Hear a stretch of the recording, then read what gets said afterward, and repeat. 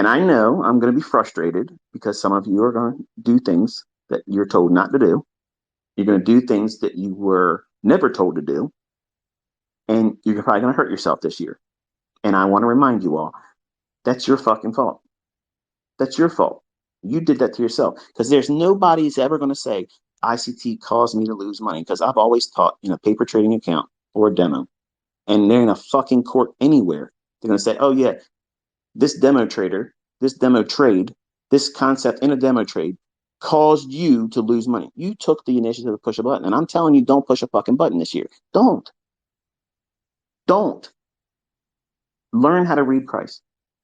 Learn your own tendencies to be impulsive. That's going to be a painful lesson for you. What's impulsive mean?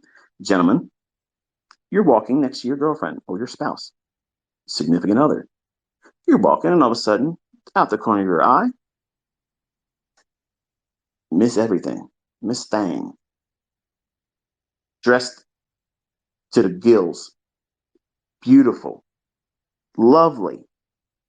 What's your eye do? Look over. Now, you know at that moment right there, you better get your shit fixed real quick before your significant other catches you looking. But no, what do? You make sure the coast is clear, then you look back again. And then now you're undressing her. That's impulsive. That's the thing that you know you should not do, but you fucking did it, didn't you? And you might get away with it once in a while. You might get away with it at that instant. But if you live your life like that, your significant other is going to catch you doing that. And what do you think they're going to say?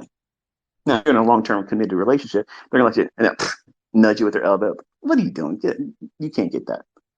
But if you're in a young, new, fledgling relationship and you haven't really committed yourself either party, and it's something new and fresh, you're going to feel insecure if your significant other is looking at someone else like that and gawking. Because you're going to think, oh, they're looking somewhere else. The grass is greener on the other side. That's impulsive. How's that related to trading?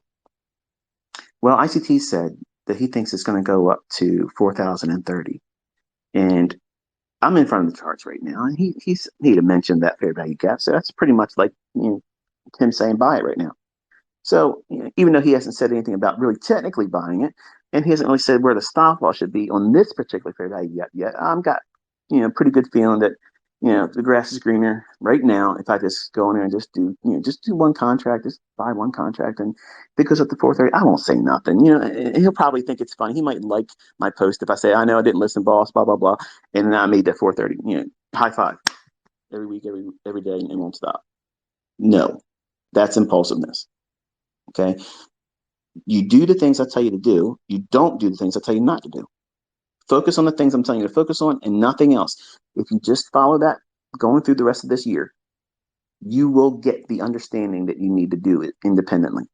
You'll know when to do something, when not to do something. You'll understand how to place a stop loss. You'll understand what it feels like to get in there doing it and desensitize yourself. That means remove all that fear and anxiety that you're feeling about doing it incorrectly. You're going to do it incorrectly, but that incorrectly done process doesn't always equate to failure. What causes failure? Repetitively going in, fixing what you think is an error.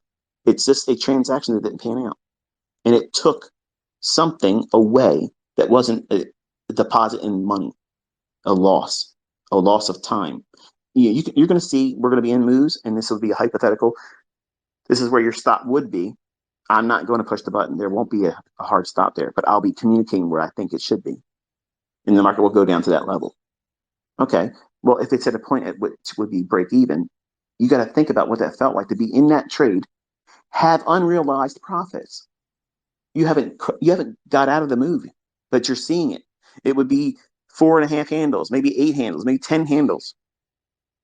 And if you didn't take a partial, or if I don't indicate there was a partial to be taken, which isn't going to happen because at 5 handles you're taking it, this whole time investment will feel like a waste if you've done nothing but get break even, which is the actual lesson in that.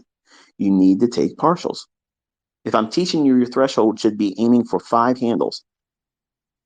Doesn't it go without saying, if you're watching something, if it goes to 5 handles, you should do what? Initially, square the position off right there at 5 handles and just watch. Does it go beyond 5 handles? And you're going to feel all this impulsive behavior start to well up inside you. Oh, I shouldn't have done that. If you're trading with a live account, following along in the commentaries I'm going to do in live streaming, you're going to feel like, oh no, I shouldn't have listened to ICT. That fucker. He told me get out of 5 handles. Look at it, it's already 30 handles. What did you learn there? Greed. And it's going to build in the building blocks of fear of missing out on that next big rip.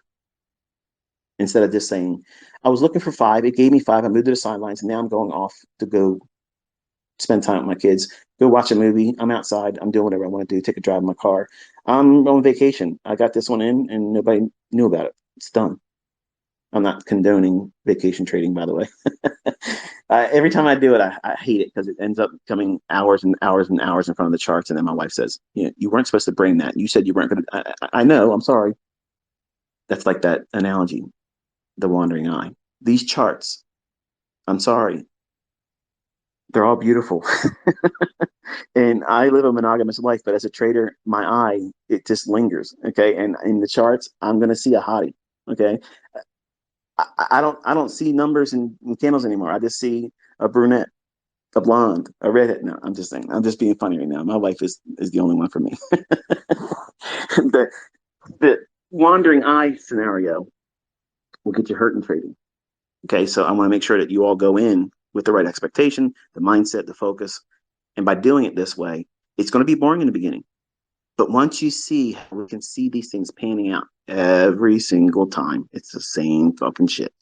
It becomes entertaining. It's almost like the book you've read multiple times. You know the plot, you know the character engagements, and you know how it's going to end.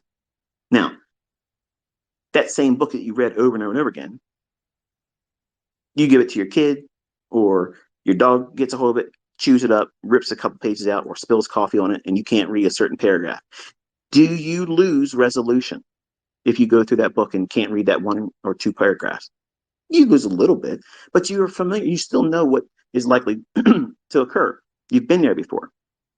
It's kind of like a hologram. Okay, um, a hologram and how hologram. I'm going into a scientific. Well, I'll just go there. A hologram is an image that's formed with a capacity that allows for some things taken from it, and you'll still see it. You might lose a little bit of resolution, but you can still see it. Versus only being able to see black and white binary only. That's not what this is, because you're going to be able to see more than just one setup, which makes you much more effective as a trader.